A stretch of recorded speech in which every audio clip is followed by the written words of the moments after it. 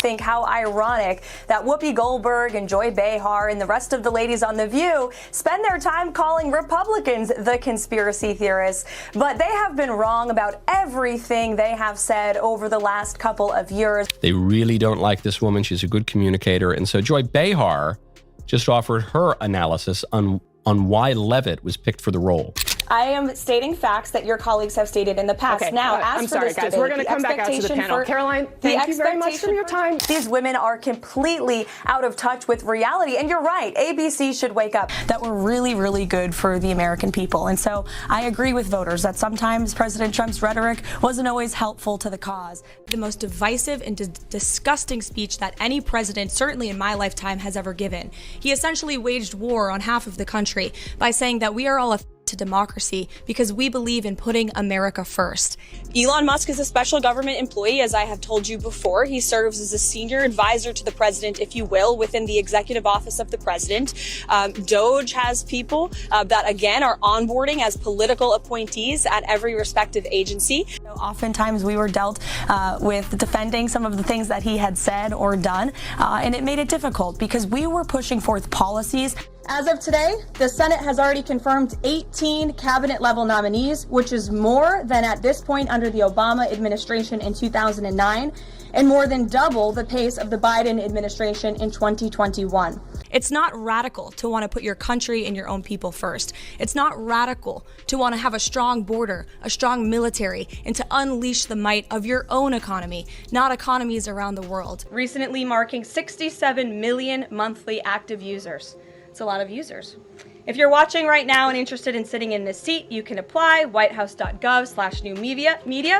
What if I told you that a single woman just brought the most powerful daytime TV show to its knees? $800 million, one courtroom, zero apologies. This isn't just drama.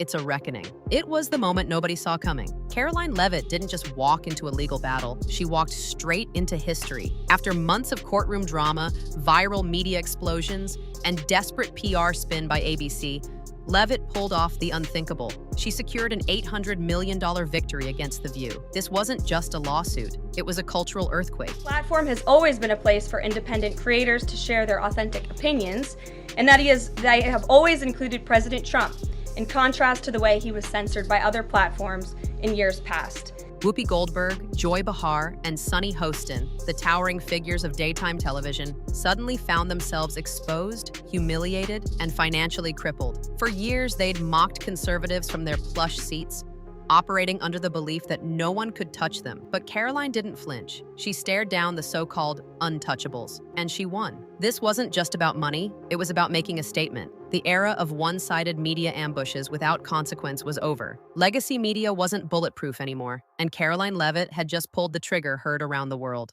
First of all, President Trump is the ultimate decision maker for this entire administration.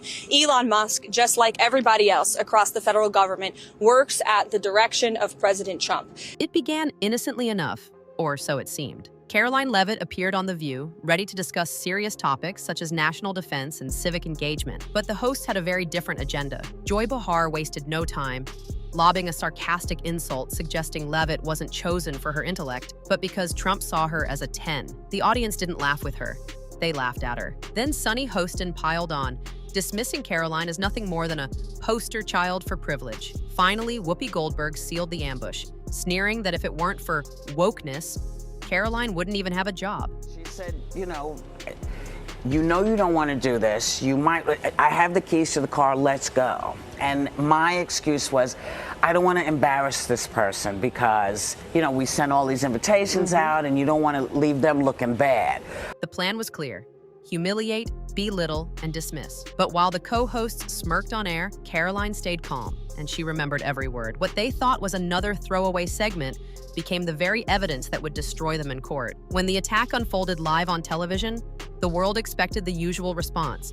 A heated Twitter thread, maybe an emotional Instagram live. Instead, Karoline Leavitt played it cool. No angry tweets, no tearful interviews, just a calm sip of water, a polite thank you, and a quick, decisive phone call to her legal team. Within hours, headlines exploded across the media landscape. And today we expect Kash Patel to be confirmed as the next director of the FBI.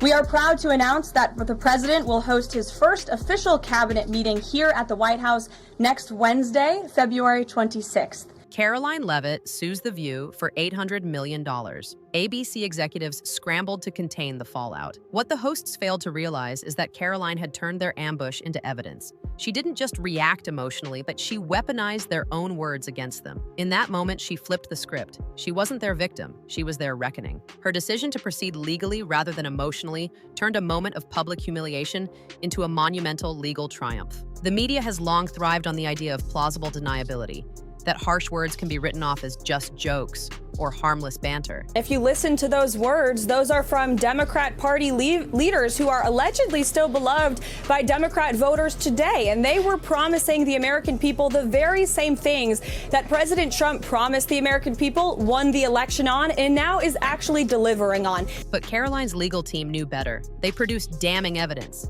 Internal Slack messages from The View's producers literally scripting the attack. One note read, "Let Joy open with the looks jab. Whoopi will end it with a dagger." It wasn't casual conversation. It was premeditated character assassination, planned down to the last smirk. They even had raw footage of producers high-fiving each other after the segment ended. Suddenly, the narrative wasn't, "Oops, things got out of hand."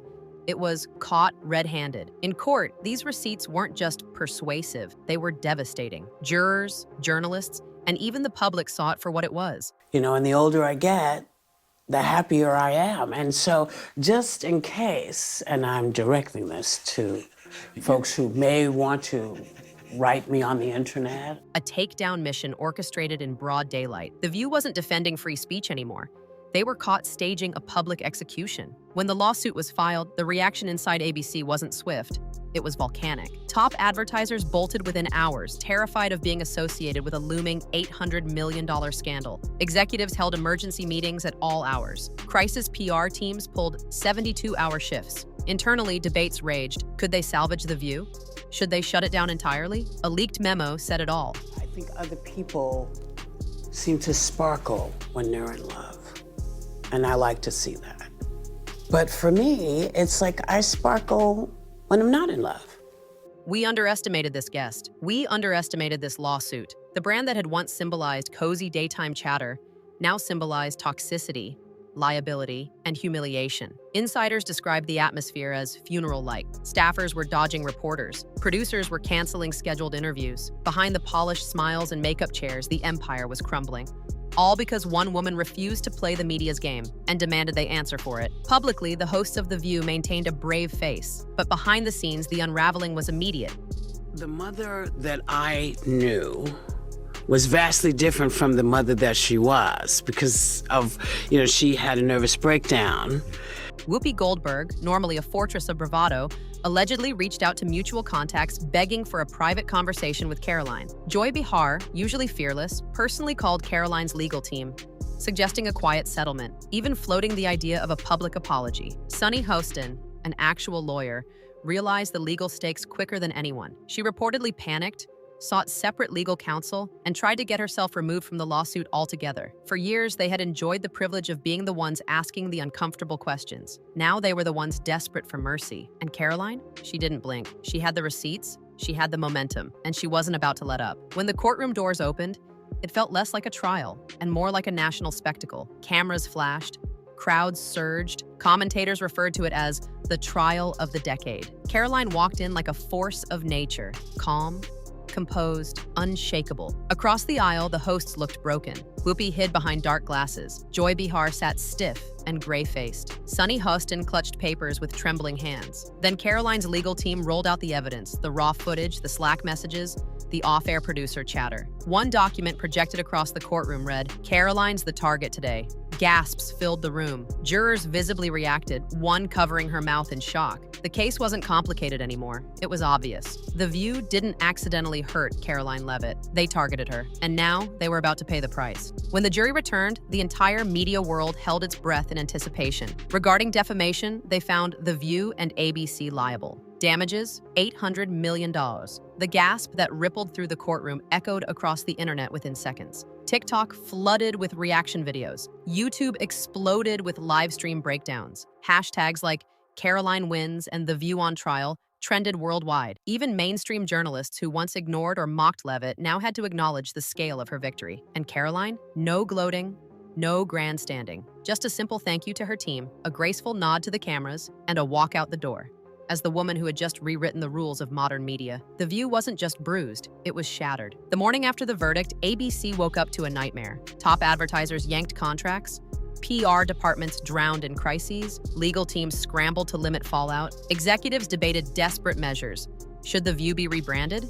Canceled? Could the network even survive the storm? One leaked memo stamped "urgent" captured the mood. We are facing the worst PR disaster in network history. Whoopi hadn't returned to set. Joy vanished from public view. Sunny ghosted even her closest colleagues. Meanwhile, Karoline Leavitt became a media icon. T-shirts, stickers, and memes flooded social media celebrating her as the conservative AOC, the woman who took on the establishment and won. The ripple effects weren't just touching ABC. Every network in America was now terrified.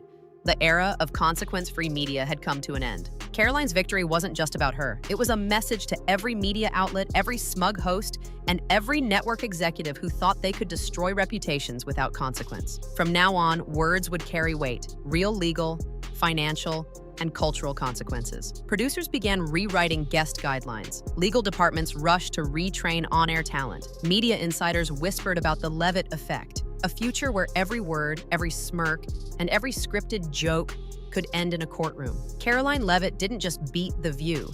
She exposed the rot of an entire system. And she did it without screaming, without theatrics, just with evidence, strategy, and a calm strength that rattled an empire. This isn't just the end of one scandal, it's the beginning of a revolution. Karoline Leavitt didn't just win a court case, she compelled the media giants to remember something they had forgotten long ago. Words have weight, lies have consequences, truth matters. And now, thanks to her, the era of unchecked smears is over. Are we witnessing the dawn of a media revolution? Share your thoughts in the comments. We're reading every single one.